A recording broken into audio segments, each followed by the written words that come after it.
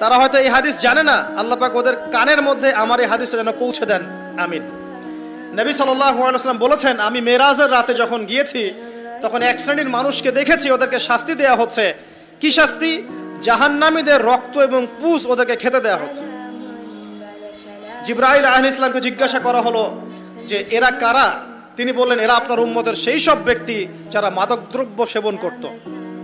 আল্লাহ রাব্বুল আলামিন তার হাবিবের মাধ্যমে জানিয়েছেন, যখন কোনো মুসলিম মাদক সেবন করে বা কোনো ব্যক্তি মাদক সেবন করে তখন 40 দিন তার নামাজ কবুল হয় না।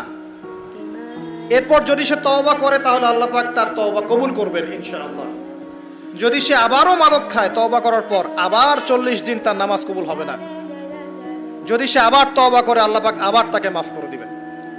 যদি সে আবারও মাদক খায় আবার 40 দিন তার নামাজ কবুল হবে না। তারপর যদি আবার তওবা করে আবার আল্লাহ তাকে মাফ করে দিবেন। এরপরেও যদি সে আবার মাদক দ্রব্য সেবন করে, নবী সাল্লাল্লাহু আলাইহি ওয়াসাল্লাম বলছেন তাকে আল্লাহ রাব্বুল আলামিন পরকালে মৃত্যুর পরে তিনাতুল খাবাল পান করাবেন। তিনাতুল খাবাল। জিজ্ঞাসা করা হল, ইয়া রাসূলুল্লাহ, তিনাতুল খাবাল কি জিনিস?